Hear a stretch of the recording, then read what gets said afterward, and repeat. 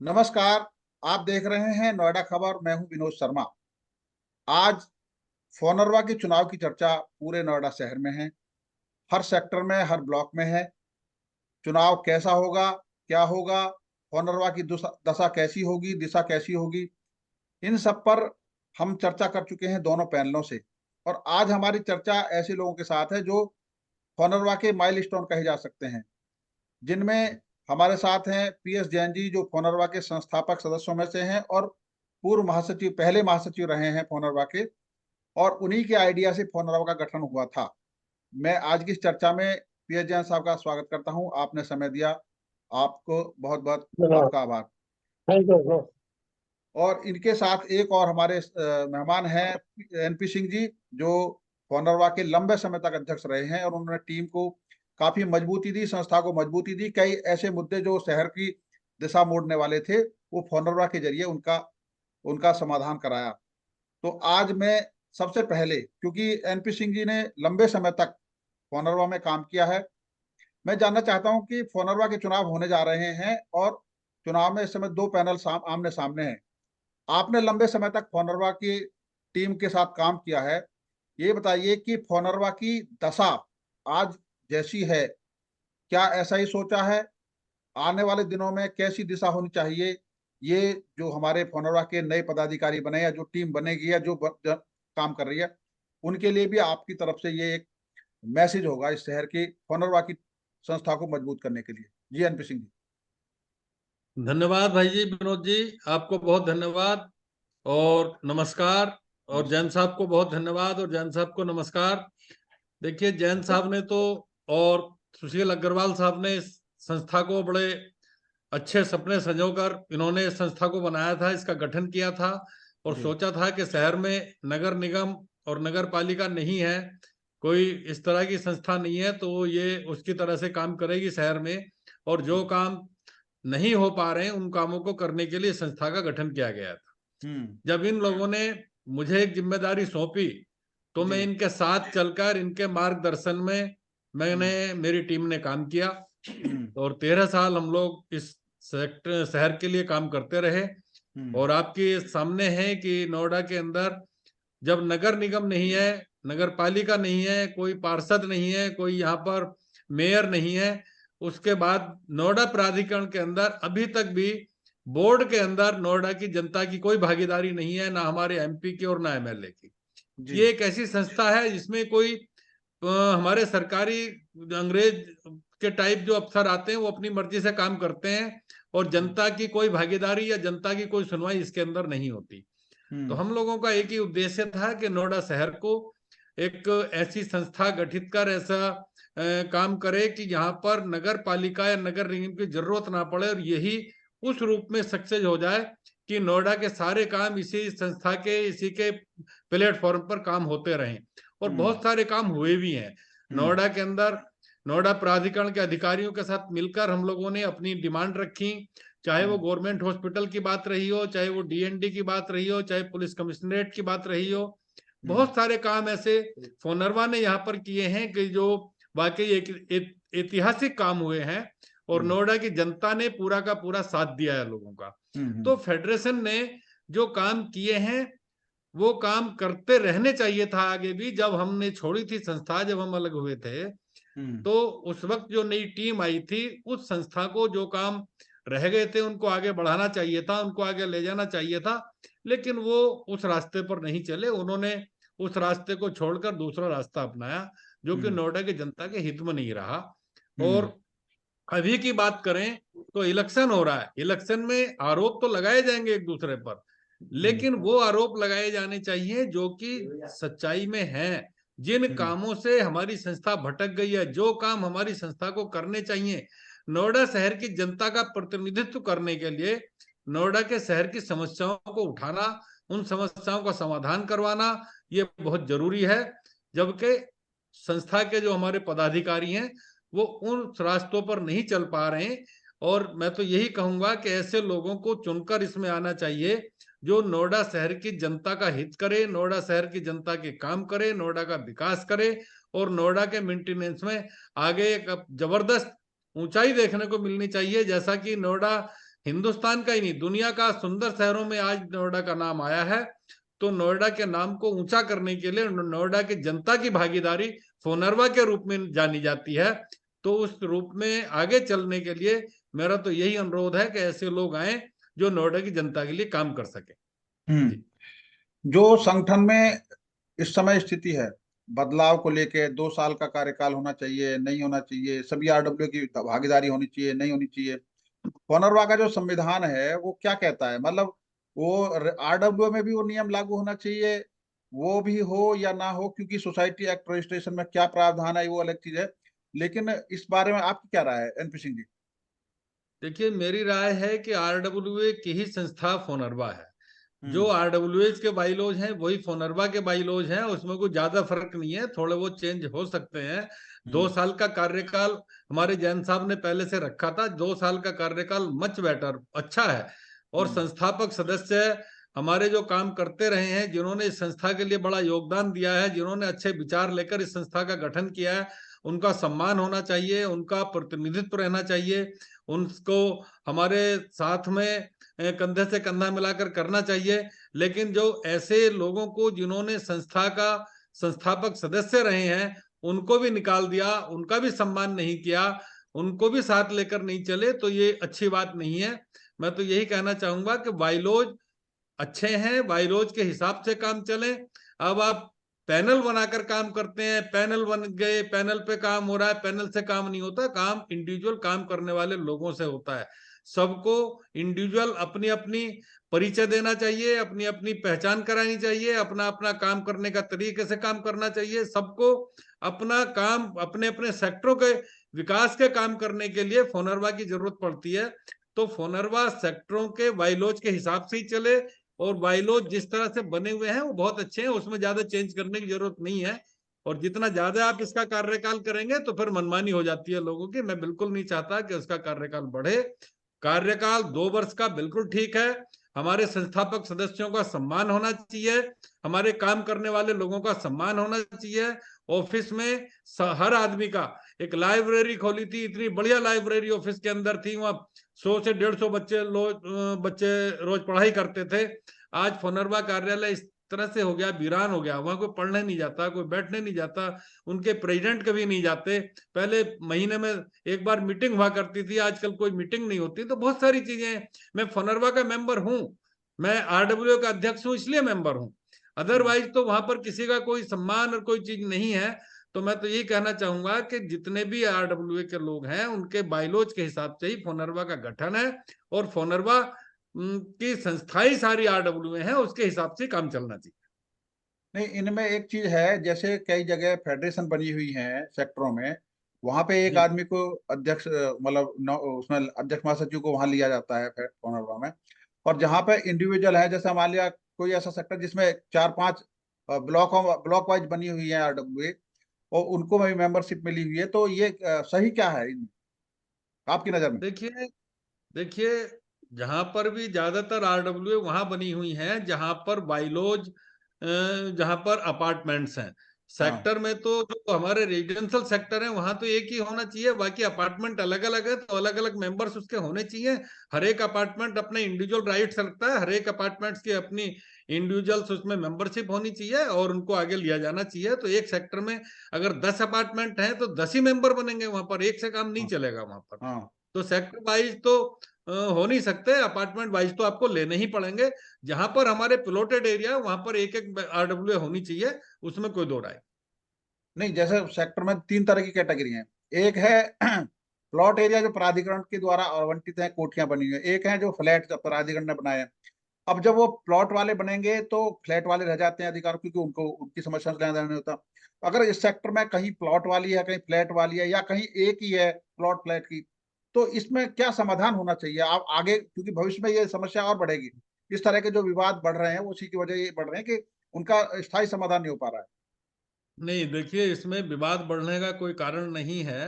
हम्म। जहां आरडब्ल्यू बनी हुई है उसमें अपार्टमेंट अगर हैं तो अपार्टमेंटों का अपार्टमेंट के हिसाब से उनका समाधान होगा। जो प्लॉट एरिया है उसमें प्लॉट के हिसाब से होगा। और जहां दोनों हैं तो दोनों मिलाकर भी नोएडा प्राधिकरण का बाइलॉज है, उसमें ये है कि जहां पर फ्लैट हैं तो फ्लैट्स के 2 मेंबर जो हैं वो आरडब्ल्यूए में रखे जाएंगे, जो भी आरडब्ल्यूए होगी उसमें, और उनकी बात को सुना जाएगा, तो वो भी भागीदारी होती है उसमें। तो प्लॉट एरिया में फ्लैटों के 2 लोगों को लिया जाता है उसके अंदर में, ये बाइलॉज है इसके अंदर नोएडा प्राधिकरण का। तो मैं नहीं समझता कि कहीं कोई समस्याएं तो करने वाले कहीं भी कर लें, लेकिन समाधान करने के लिए ही संस्थाओं का गठन किया जाता है। तो आरडब्ल्यूए और एओए दोनों अपना काम कर रही हैं। जो एओए के अंतर्गत आते हैं वो एओए के साथ काम करें, जो आरडब्ल्यूए के अंतर्गत आते हैं वो आरडब्ल्यूए में काम करें। तो सबकी समस्याएं अलग अलग हैं, तो अलग अलग समस्याओं के लिए अलग अलग संस्थाएं भी बना दी गई हैं यहाँ पर। आरडब्ल्यूए के लिए फेडरेशन ऑफ नोएडा आरडब्ल्यूए, अपार्टमेंट्सों के लिए फेडरल आपका नोफा के नाम से नोएडा फ्लैट ओनर एसोसिएशन है। उसके बाद बहुत सारी संस्थाएं अलग अलग हैं, लेकिन हमारे पुराने सेक्टर में इस तरह की समस्याएं इसलिए नहीं है। 12 सेक्टर में फ्लैट भी हैं, प्लॉट भी हैं, दोनों ने अपनी अलग संस्थाएं बना ली, तो प्लॉट वाले अलग काम कर रहे हैं, फ्लैट वाले अलग काम कर रहे हैं। तो सबके बाइलॉज के हिसाब से काम करने में कहीं कोई समस्या नहीं है। माने तो समस्या, नहीं तो समाधान सबका होता है।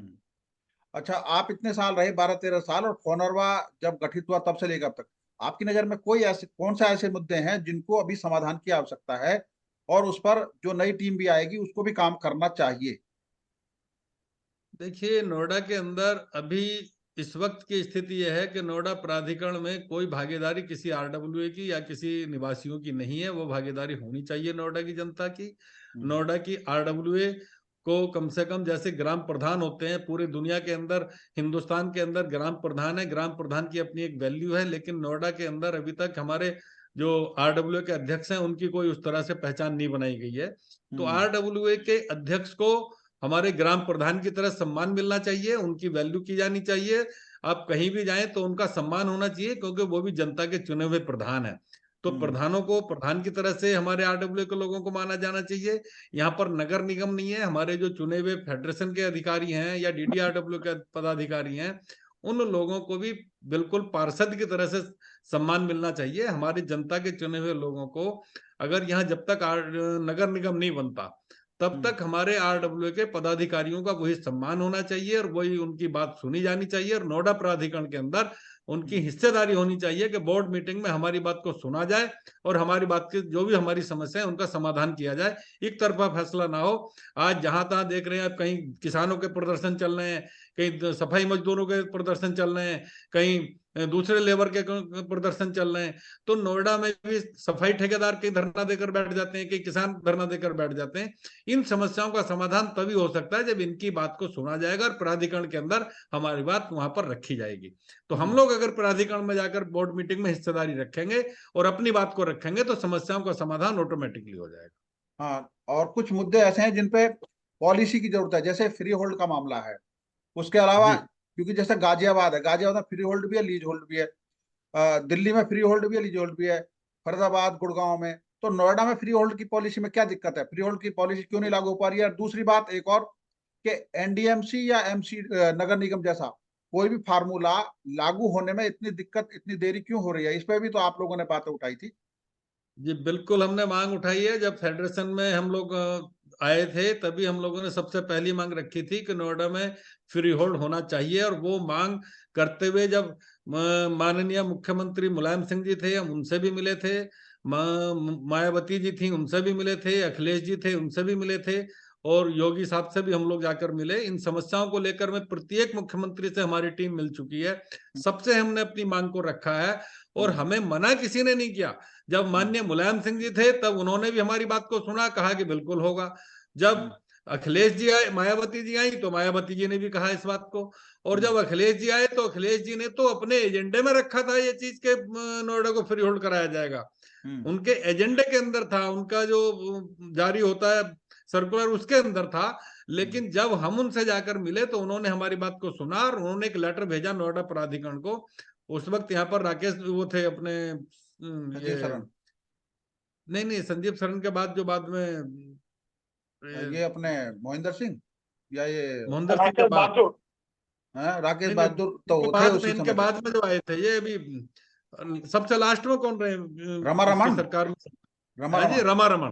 हाँ। रमा रमन जी जिस वक्त थे, रमा रमन जी के पास लेटर आया था वहां से, अखिलेश जी के यहाँ से, और हम इनसे जाकर मिले थे, तो हमने इनसे कहा कि हमें फ्री होल्ड की बात हो चुकी है, फ्री होल्ड का लेटर बना के यहाँ से बोर्ड में भेजिए।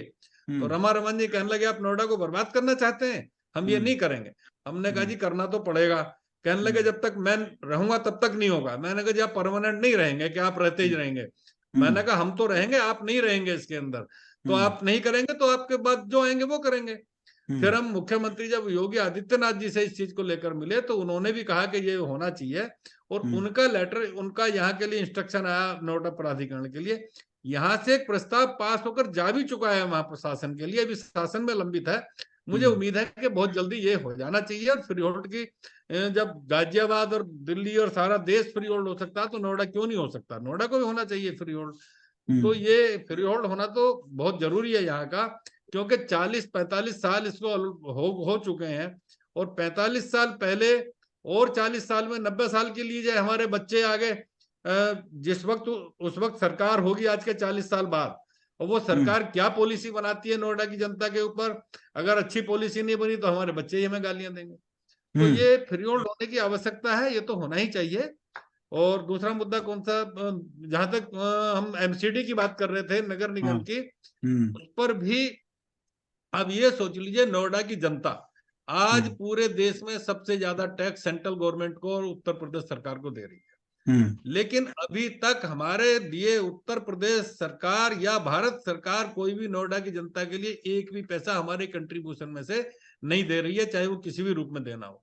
हम नोएडा की जनता नोएडा के पैसे के ऊपर डिपेंड कर रही है, नोएडा का विकास नोएडा के पैसे से हो रहा है, लेकिन हमारा जो टैक्स का पैसा जो कि नगर निगम के या नगर पालिका के माध्यम से आता है, बहुत सारे माध्यम से क्षेत्र में डेवलपमेंट के लिए आता है, हमारे क्षेत्र के लिए डेवलपमेंट के लिए ना भारत सरकार 1 रुपया दे रही है, ना उत्तर प्रदेश 1 रुपया दे रही है। तो ये दोनों तरह का पैसा उत्तर प्रदेश सरकार से और भारत सरकार से नोएडा के डेवलपमेंट के लिए आना चाहिए। अगर हमारा कंट्रीब्यूशन जाता है तो हमारे हिस्से का पैसा अगर नोएडा में आकर लगेगा तो नोएडा दुनिया का नंबर 1 शहर बन जाएगा, इसमें कोई दो राय नहीं। तो ये बनना चाहिए यार। अच्छा, एक बात और है जो हम ये बात करना जरूरी है कि जैसे वेंडर पॉलिसी लागू की है नोएडा ने, आप जी होनरवा अध्यक्ष के रहे हैं इतने लंबे समय से, क्या उससे व्यवस्था सुधरी है या बिगड़ी है? भाई साहब, नोएडा बर्बाद कर दिया है, पूरे रास्ते खराब कर दिए हैं, पूरी सड़कें बर्बाद कर दी हैं नोएडा की। नोएडा कबूतर खाना बना दिया है। जब तक मैं प्रेसिडेंट रहा फोनरवा का, हमने कहीं ऐसी पॉलिसी नहीं बनने दी। आज 12 सेक्टर जाके देख लीजिए, आप सड़क से निकल नहीं सकते वहां पर। सड़क पूरी तरफ से मछली खाना बन गया है वहां पर। इस वक्त जो है पूरा बर्बाद हो चुका है नोएडा को देखें तो। ये बिल्कुल वेंडर्स पॉलिसी यहाँ से खत्म करनी चाहिए, सड़कों से हटानी चाहिए, इनको अलग मार्केट बना के देनी चाहिए। मैंने एक लेटर लिखा था वीसीओ को कि जितने हमारे नाले बने हुए हैं, इन नालों को कवर करके इनके ऊपर मार्केट बना दीजिए, और जो वेंडर पॉलिसी जितने ये बैठे हुए हैं सारे वेंडर्स को उसमें शिफ्ट कर दीजिए मार्केट के अंदर। हमें कोई दिक्कत नहीं है उसमें, लेकिन रास्तों पे अतिक्रमण मत करवाइए। 12 सेक्टर में आप जाकर देखें, प्रदर्शनी पार्क के साथ से पूरे रास्ता बंद है, पूरा बिल्कुल बर्बाद हो चुका है। तो सेक्टर वासी क्या करें, क्या छोड़ के चले जाए नोएडा को, जिस जो स्थिति बना दी है यहाँ पर। नगर पालिका नगर निगम तो फिर भी काम करती है, तो नोएडा ने ऐसी पॉलिसी बना के रख दी है कि बिल्कुल बर्बाद कर दिया है नोएडा को, कहीं देखने लायक नहीं रह गया नोएडा। आप एक तरफ तो कहते हैं सबसे सुंदर शहर बनाएंगे इसको, उधर आपने अतिक्रमण करवा के सड़कों पे जाम लगा दिया है पूरी की पूरी तरह से। मैं बिल्कुल भी इस वेंडर पॉलिसी के पक्ष में नहीं हूं। वेंडर पॉलिसी हो, उनको अच्छी जगह जगह अलॉट करके ऐसी जगह दें ताकि वो अपनी दुकानें चला सकें, हम उनके खिलाफ नहीं है, लेकिन सड़कों पर अतिक्रमण तो नहीं होना चाहिए ना। ये बिल्कुल गलत है, हम पूरी तरह से इसके खिलाफ। एक मुद्दा लास्ट में, क्योंकि अब उसके बाद जैन साहब का नंबर है, कि पब्लिक ट्रांसपोर्ट सिस्टम का इंतजार कर रहे हैं हम पिछले कई सालों से। और उससे पहले जब ये मुलायम सिंह की ने डिसीजन लिया था कि रोडवेज के यहाँ यूपी की रोडवेज की बस चलेंगी, डीटीसी बस चलती थी, और डीटीसी से पूरा नोएडा सिस्टम बेहतर चलता था। अब ना प्राइवेट रोडवेज ने अपनी बंद कर दी शहर के लिए सिटी बस, और नोएडा प्राधिकरण चला नहीं पा रहा। कम से कम डीटीसी का ही विस्तार किया जा सकता है, इस बारे में क्या कहना? देखिए, डीटीसी का भी विस्तार किया जा सकता है, रोडवेज का भी किया जा सकता है, प्राइवेट भी की जा सकती हैं। दो मुद्दे मेरे बहुत महत्वपूर्ण हैं आज की डेट में। एक तो नोएडा में बसों का, चाहे वो इलेक्ट्रिक बसें चलनी चाहिए पूरे नोएडा के अंदर। मैं अभी 1 महीना पहले सीओ से मिला था और सीओ को मैंने कहा था कि नोएडा की यातायात व्यवस्था को ठीक करो। एक तरफ तो आप ग्रैप लागू कर देते हो कि हम अपनी कार भी नहीं ले जा सकते, 4 साल पुरानी कार सड़क पे चलनी बैन हो गई है, कैसे जाएगा आदमी अपनी इंडस्ट्री चलाने के लिए। यहाँ पर आप ग्रैप का नियम लागू कर रहा है एनजीटी, हम अपनी कार 4 साल पुरानी कार नहीं ले जा सकते, और बसें हैं नहीं, मेट्रो पूरा कवर नहीं कर पा रही है। तो हर सेक्टर को कनेक्टिविटी देनी नोएडा प्राधिकरण की जिम्मेदारी है, देनी चाहिए, कैसे भी बसें लेकर आए, हर सेक्टर से एक दूसरे सेक्टर को जोड़ना इनकी जिम्मेदारी है। एक मुद्दा यातायात का है, दूसरा मुद्दा मेरा बिजली को लेकर है। बिजली की व्यवस्था, जो तार ऊपर लटक रहे हैं, थोड़ी सी हवा चलती है वो तार पेड़ों से लड़ जाते हैं, लाइट चली जाती है, इस पर इनको काम करना पड़ेगा। बिजली का काम बहुत जरूरी है शहर के अंदर। बिजली, पानी और ट्रैफिक, 3 मुद्दे मेरे हैं, तीनों मुद्दों पे सरकार को काम करना पड़ेगा। जब तक ये नहीं होगा तब तक शहर बर्बाद है। इसको आगे लाने के लिए, सुंदर बनाने के लिए इस पे काम करने की आवश्यकता है। ठीक, जैन साहब, अब आप बताइए, क्योंकि आपने पौधा लगाया था और एनपी सिंह जी हमारे साथ हैं, जुड़ भी रहे हैं, आपने सुन भी रहे हैं। आपने ये फोनरवा का पौधा लगाया, उस समय क्या सोच कर लगाया था? और आप अब फोनरवा में संस्थापक सदस्य के रूप में भी आपके मतलब अब नहीं है, बीच में शामिल करने की कोशिश की थी, क्यों निकाला गया? फोनरवा के संस्थापक सदस्यों को क्यों वोट देने के अधिकार से वंचित किया गया? क्या आपको लगता था कि ऐसा दिन भी आएगा कभी? जब संस्था का गठन किया गया था तो उससे पहले हमने बहुत अच्छी तरह स्टडी किया था कि आरडब्ल्यूए को अपने सेक्टर के अंदर की सफाई, नाली और छोटी छोटी समस्याएं तो करने के लिए आरडब्ल्यूए थी, लेकिन पूरे शहर का किस तरह से समुचित विकास हो और पूरे शहर में सुविधाएं किस तरह से डेवलप की जाए, उसके संबंध में कोई भी आदमी ध्यान नहीं दे रहा था, और ना ही सरकार मतलब प्राधिकरण उस तरफ कोई विशेष ध्यान दे पा रहा था। तब हमने सोचा कि सबसे पहले कि एक फेडरेशन का गठन किया जाए जिसमें सभी आरडब्ल्यू को शामिल किया जाए। उसके लिए हमने 3-4 मीटिंग की, और धीरे धीरे बढ़ते बढ़ते जब हमारे पास 25 के करीब आरडब्ल्यू मेंबर हो गई, तब हमने फेडरेशन का गठन किया। और उस जमाने में आपको याद होगी, आप बहुत पुराने हो नोएडा के, हमारी हर में आपकी वो कनेक्टिविटी दिक्कत है, बोलने में भी हुआ करते थे उस समय सीओ के चेयरमैन भी हुआ करते थे। और हम सारी आरडब्ल्यूए को वहां बिठाते थे ऊपर मीटिंग में, हॉल में, और सारे अधिकारी बैठते थे। और सब आरडब्ल्यूए अपनी अपनी समस्याएं स्पष्ट रूप से वहां खुल के बोलते थे, उसकी मिनट्स बनती थी। अगली बार जब मीटिंग होती थी तो पुरानी मिनट्स के हिसाब से उसका फॉलोअप लिया जाता था कि क्या क्या काम हुए, क्या क्या नहीं हुए।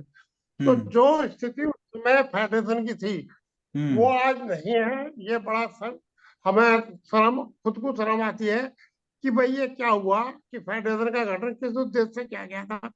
आज फेडरेशन का उद्देश्य मैं नहीं कहना चाहता था, लेकिन कहना पड़ रहा है कि ये पॉलिटिकल प्लेटफॉर्म बन गया, और लोग वहां इससे किसी भी तरीके से अपने अपने लाभ लेने के मूड में रहते हैं, और लिए भी हैं। मैं ये किसी पर्टिकुलर को नहीं कह रहा हूँ कि किसने लिए किसने नहीं लिए, लोगों ने लिए हैं। तो दिक्कत वही है कि फेडरेशन का जो स्वरूप सोच के फेडरेशन को बनाया गया था वो धीरे धीरे धीरे धीरे खत्म हो गया। आपको मैं बता दूं, उस जमाने में हमने पानी की 2030 तक की योजना बनाकर इनको दी थी, बिजली की योजना बनाकर दी थी कि कहाँ कहाँ कितनी जनरेशन पॉपुलेशन हो जाएगी, कितने हमें सब स्टेशन की जरूरत पड़ेगी। उसी हमारे ही टाइम में मेट्रो की लाइन का ड्राफ्ट बना था, डीपीआर बनी थी, बीच में ही थोड़ी स्लो हो गई थी, तो उस समय भी परसों करके इसको चलाया गया, जो आज पूरे एनसीआर की लाइफ लाइन बन गई है। क्योंकि अगर नोएडा में मेट्रो नहीं होती तो बहुत दिक्कत होती। और हमें ट्रैफिक का क्या करना चाहिए उसके लिए किया था। मैं ये बिल्कुल नहीं कह रहा हूँ कि हम बहुत एक्सपर्ट हैं। हमने बिजली की स्कीम बनवाई, यूपी इलेक्ट्रिसिटी रेगुलेटरी कमीशन के 2 चेयरमैन यहाँ रहते थे, उनसे पानी की बनवाई, जो जल निगम के उच्च अधिकारी सुपरिटेंडेंट और चीफ इंजीनियर रहते थे उनसे, और जो ट्रांसपोर्ट की बनवाई वो बनवाई आरआरआई के जो रिटायर्ड ऑफिसर्स और इंजीनियर थे उनसे। तो हमने सभी स्कीमें बड़े एक्सपर्ट लोगों से बनवाई थी, और उस समय प्राधिकरण सुनता भी था। प्राधिकरण के अंदर RWA की भी और फेडरेशन की भी थी। ऐसा नहीं था कि हर महीने फिक्स डेट पे मीटिंग होनी थी। आज की तारीख में मैं नहीं समझता कि फेडरेशन की बिल्कुल भी फेडरेशन उसमें कोई से रह गई है। क्यों? क्योंकि जब आदमी किसी भी तरीके से व्यक्तिगत काम कराने में इंटरेस्टेड हो जाए तो फिर अधिकारी सुनते नहीं है। और मैं दावे से कह रहा हूँ आज भी कि हमारे टाइम में हमने किसी भी अधिकारी से एक नए पैसे का भी कोई बेनिफिट, कोई ऑब्लिगेशन, कोई अपना फायदा नहीं लिया, इसलिए अधिकारी हमारी सुनते थे। जी। आज की तारीख में फेडरेशन की दशा बहुत सोचनीय है, मुझे यही कहना पड़ेगा। और मैं ये चाहूंगा कि फेडरेशन की दशा को सुधारा जाए। सब लोग सामर्थ्य है, मैं ये नहीं कह रहा कि सामर्थ्य नहीं है। तो लोगों को अपने निजी उद्देश्यों को पूर्ति को छोड़कर शहर के विकास के बारे में बात करनी चाहिए। क्योंकि ट्रांसपोर्ट सिस्टम जो है भी NP सिंह जी कह रहे थे बहुत जरूरी है। और आज की तारीख में मैं बता दूं कि दो चीज और बहुत इंपॉर्टेंट है जो NP सिंह जी ने कहा है, उसके अलावा मैं उसको रिपीट नहीं करना चाह रहा। एक तो हमारे टाइम में ही पीने के पानी की ये योजना गंगा वाटर की बनी थी, क्योंकि सुप्रीम कोर्ट की डायरेक्शन के बाद, सुप्रीम कोर्ट की डायरेक्शन थी, उसके आधार पर ये योजना बनाई गई थी कि नोएडा में पीने का पानी कैसे दिया जाए। लेकिन दुर्भाग्य यह है कि जिस स्पीड से हमारे शहर की पॉपुलेशन बढ़ी है, पानी की आवश्यकता बढ़ी है, उस स्पीड से उसको फोरकास्ट प्रॉपर न करते हुए योजना बनाई गई। इसलिए हर 5 साल बाद फिर पानी की कमी हो जाती है, फिर कमी हो जाती है। आज की तारीख में फिर पानी की कमी है और गंगा वाटर काम नहीं कर रहा, पूरा सप्लाई नहीं हो रहा। इसीलिए ट्यूबवेल का पानी उसमें मिलाया जा रहा है। ट्यूबवेल का पानी मिलाने से गंगा वाटर भी दूषित हो रहा है। अगर ट्यूबवेल के पानी को कोई फिल्ट्रेशन भी कर दे तो कम से कम गंगा वाटर की कुछ क्वालिटी सुधरी रहे। आज हर घर में RO लगा हुआ है, उसकी वजह से पानी की वेस्टेज बहुत हो रही है। जबकि गंगा वाटर हमारे यहाँ आ रहा है जिसका TDS 250-300 ही रहता है, जो बहुत बढ़िया पानी है। दूसरा सबसे इम्पोर्टेंट काम है कि अगले 5 साल बाद शहर के अंदर पानी की कमी इतनी हो जाएगी, न रेन्यूअल काम कर पाएंगे, न ट्यूबवेल काम कर पाएंगे, क्योंकि यहाँ का वाटर लेवल बहुत डाउन हो चुका है। बहुत सख्त आवश्यकता है कि जितने पौंड है, तालाब है, ये है, इनको रीजनरेट किया जाए, इनको रिएक्टिव किया जाए। उसके अलावा बड़े बड़े स्थानों पर जैसे स्कूल है, कॉलेज है, मल्टीनेशनल है, सोसाइटीज है, यूनिवर्सिटीज है, और बड़े बड़े इंडस्ट्रियल फैक्ट्रीज है, IT की कंपनीज है, पुलिस लाइन है, हमारे प्राधिकरण का दफ्तर है। इनमें सब में वाटर हार्वेस्टिंग की प्रॉपर व्यवस्था हो, और जिस कॉन्ट्रैक्टर से ये बनवाया जाए उसको कम से कम 5 साल का मेंटेनेंस का कॉन्ट्रैक्ट भी दिया जाए, जिससे कि पानी का लेवल बढ़ेगा। आज की तारीख में पानी बहुत बड़ी समस्या है, और वाटर लेवल हमारा इस कदर नीचे चला गया है क्योंकि जगह जगह इन्होंने बहुत मल्टी स्टोरी बिल्डिंग बनाने में बिल्डरों ने बहुत पानी निकाल दिया है। तो वो दोबारा आना चाहिए, और पानी ट्रीटेड, जो इसका एक साइंटिफिक तरीका है उस हिसाब से ट्रीटेड जाना चाहिए। बल्कि कुछ लोग उसको वाटर हार्वेस्टिंग के नाम पे गंदा पानी जमीन में भेज रहे हैं, जिसको हम बाद में कभी सुधार ही नहीं सकते। उस पर कंट्रोल होना चाहिए। तो फोनरवा की भूमिका तो महत्वपूर्ण है। संगठन की दृष्टि से मैं चाहता हूं कि संगठन में जो आजकल बदलाव दिख रहे हैं, किसी को मेंबरशिप देनी है, किसी को नहीं देनी है। जो फनरवा का गठन हुआ था, तो क्या हर RWA को या फेडरेशन जो बना देते हैं किसी सेक्टर में, उसकी मेंबरशिप को लेकर कोई कंफ्यूजन था पहले से, जिससे ये बदलाव करने पड़ रहे हैं? नहीं, पहले से कोई कंफ्यूजन नहीं था। हम हमारे टाइम में भी, मैं समझता हूँ तो कुछ दिन बाद तक भी फेडरेशन में जो RWA रजिस्टर्ड होकर आती थी वो सब मेंबर बनती थी। लेकिन आजकल थोड़ा सा RWA बनने का भी तरीका बदल गया है। जो एक छोटे छोटे इकाई के रूप में एक सेक्टर में 5-5, 4-4, 3-3 भी सोसाइटी बना दी है, वो गलत है। मैं उसके व्यक्तिगत तौर पर उससे सहमति नहीं रखता। और जहां तक ये है कि फेडरेशन में आरडब्ल्यूए की क्या भूमिका होनी चाहिए, प्राधिकरण के साथ हमारे टाइम में एक मीटिंग, कई मीटिंग हुई थी, और उस जमाने में ये तय हुआ था कि एक आरडब्ल्यूए में, एक सेक्टर में एक आरडब्ल्यूए रहेगी, और जितनी भी सोसाइटीज हैं उनके अध्यक्ष जनरल सेक्रेटरी उस फेडरेशन के, उस आरडब्ल्यूए के मेंबर रहेंगे। जब वो मेंबर रहेंगे तो उनका भी उतना अधिकार हो गया जितना आरडब्ल्यूए का, आरडब्ल्यूए को और मेंबरों का। तो वो लोग, कोई भी आदमी चाहे वो आके चुनाव लड़ सकता था आरडब्ल्यूए का, और जैसा कहीं 4-5 सोसाइटी है तो वो सब उसके रिप्रेजेंट होंगे। उस समय एक कारण और भी था कि सोसाइटी के अंदर का डेवलपमेंट का काम प्राधिकरण नहीं करता था, ना करता है, आज भी नहीं करता है। और जो सेक्टरों के अंदर का काम प्राधिकरण का है, चाहे सफाई का हो, नाली का हो, डेवलपमेंट का हो, रोड का हो, जो भी हो, तो दोनों के वर्किंग में तो अंतर है। इसलिए, लेकिन वो रहते सेक्टर में है, उन्हें सेक्टर की ओवरऑल सुविधा तो वो यूज करते हैं। इसलिए यही उपयुक्त था कि उस सोसाइटी के अध्यक्ष और महासचिव उस आरडब्ल्यूए के पदेन सदस्य होते थे, होने चाहिए। इसी तरह की अथॉरिटी ने पॉलिसी भी बनाई थी, उसका पेपर में एडवर्टाइजमेंट भी हुआ था, लेकिन बस किसी कारण से वो अटक गई।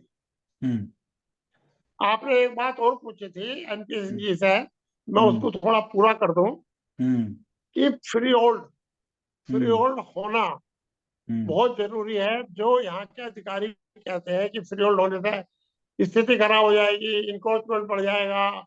आज कौन सा इन पे इंक्रोचमेंट रुक रहा है? आज क्या 3-3, 4-4 मंजिल बने हुए नहीं है? आज फर्क क्या है? अब वो किराएदार के रूप में रह रहे हैं, फिर वो मालिक के रूप में रह लेंगे। आप हरियाणा की पॉलिसी देखिए, वहां फ्री होल्ड है और मल्टी स्टोरी फ्लैट 4-4 मंजिल के बन रहे हैं, वहां एनक्रोचमेंट नहीं है। तो ये नोएडा में क्यों है, जबकि नोएडा में फ्री होल्ड नहीं है, फिर भी एनक्रोचमेंट है? और जो अधिकारी ये कहता हो कि एनक्रोचमेंट नहीं है, वो मेरे साथ चले, मैं उसको दिखाता हूँ, या मुझे वीडियोग्राफी के लिए आदमी दे, मैं शहर में घूम के उसका वीडियोग्राफी करा के देता हूँ कि कितना एनक्रोचमेंट है, कितने लोगों ने फालतू मकान बना रखे हैं। और फ्री होल्ड करने में ना दिक्कत है, फ्री होल्ड करने से उल्टा फायदा है। दूसरा, इसमें सबसे बड़ी बात यह है कि हमारे यहाँ बोर्ड सबसे बड़ा सुप्रीम है, और जब बोर्ड से कोई प्रस्ताव पास होता है तो लागू मान लिया जाता है। तो जब बोर्ड ने ये बात ऑलरेडी प्रस्ताव पास कर दिया 2021 में कि फ्री होल्ड किया जाए, और उसकी रिकमेंडेशन भी भेज दी, यहाँ पे कमेटी बना के स्टडी भी कर ली, तो फ्री होल्ड क्यों नहीं हो रहा है? अब तक पूर्व जो हमारे मुख्य कार्यपालक अधिकारी महोदया थी, हमारी उनसे मीटिंग हुई, उन्होंने कहा जी मैं व्यक्तिगत रूप से इसके अगेंस्ट हूँ। तो हमने उनसे यही रिक्वेस्ट की कि बोर्ड का निर्णय व्यक्तिगत के आधार पर नहीं चलना चाहिए, बोर्ड का निर्णय बोर्ड के निर्णय के आधार पर चलना चाहिए। तो उन्होंने कहा भाई जब तक मैं हूँ, जब तक तुम्हें नहीं होने देते। तो हमने कहा कि उस टाइम टंडन साहब ने एक पॉलिसी और बनाई थी कि फ्लोर वाइज सेल करने की परमिशन दे दी जाएगी। बोले हाँ बनाई तो थी, लेकिन मैं उसके भी अगेंस्ट हूँ, मेरे टाइम में वो लागू नहीं होगा। मैं कोई बात नहीं, आप मालिक हैं, जब दूसरा आएगा उससे बात करेंगे, कोशिश करेंगे, हम तो प्रयासरत हैं। और इस बात से मैंने खुद व्यक्तिगत तौर पे अपनी कन्फेडरेशन ऑफ एनसीआर के माध्यम से हाई कोर्ट में एक PIL भी लगा रखी है कि जब पूरा उत्तर प्रदेश फ्री होल्ड है, तो नोएडा, ग्रेटर नोएडा, यमुना अथॉरिटी या कुछ इंडस्ट्रियल अथॉरिटी क्यों नहीं फ्री होल्ड हो सकती? इनकी क्या दिक्कत है? जबकि बोर्ड ने कही है कि फ्री होल्ड बनने से हमें उल्टा रेवेन्यू का फायदा है, कंट्रोल करने का फायदा है। फिर भी अब सरकारी आदमी है भाई, क्या कह सकते हैं, मालिक है। ये तो इस तरह हो रहा है कि हमारा प्रजातंत्र में भाई अधिकारियों क्या ही निर्णय चलता है, क्योंकि पब्लिक की तो सुनता नहीं है कोई आजकल। पहले सुनते थे, अब नहीं सुनते। तो बड़ी दिक्कत है, क्या करें, जैसे है उसको सहन करना पड़ रहा है, क्योंकि हमारे जो संस्थाओं के पदाधिकारी हैं वो उस पर सख्ती से काम नहीं कर रहे हैं। जब वो सख्ती से काम नहीं करेंगे तो और लोगों की कौन सुनेगा? नहीं, बिल्कुल आपने सही बात कही है, और मेरे पास इस समय केवल 1 मिनट का समय है। और मैं आपने बहुत अच्छी बातें कही और फोनरवा के मजबूती के लिए जो बातें कही हैं, वो उम्मीद है कि जो दोनों संगठन इस समय आमने सामने चुनाव लड़ रहे हैं वो आपकी बात को सुनेंगे। और चलते चलते मैं अपनी बात भी कुछ आपके सामने रखता जा रहा हूँ कि प्राधिकरण ने सारी प्रॉपर्टी लीज होल्ड पे रखी हुई है, फ्री होल्ड नहीं की है, लेकिन गरीबों की सारी योजनाएं बंद कर दी। कोई घर नहीं बनाता, बिल्डर घर बनाएगा नहीं, सरकार ने बनाने बंद कर दिए। तो उनके लिए कोई पॉलिसी क्यों नहीं लागू होगी? और ये जिम्मेदारी फोनरवा की है कि वो आम आदमी, अब जिसका घर, जिसको 20 साल 30 साल पहले कोई मकान मिला होगा, उसका परिवार बढ़ा है, तो परिवार बढ़ा है तो उनके लिए घर तो चाहिए चाहिए। और आपने आम आदमी के दरवाजे बंद कर दिए, गरीब आदमी के लिए बंद कर दिए, तो उनके लिए भी व्यवस्था होनी चाहिए। तो इन सब मुद्दों पर उम्मीद है कि सब विचार विमर्श करेंगे। और आज आपने इस पे सार्थक चर्चा में हिस्सा लिया, आपका बहुत बहुत धन्यवाद। एनपी सिंह जी और पीएस जैन साहब, बहुत अच्छा लगा कि ये चीजें आने वाले दिनों में नोएडा की दिशा भी तय करेंगी, फोनरवा के संगठन को भी मजबूत करेगी। इसके साथ साथ आपका बहुत बहुत आभार। धन्यवाद। नमस्कार। धन्यवाद। नमस्कार। धन्यवाद। नमस्कार।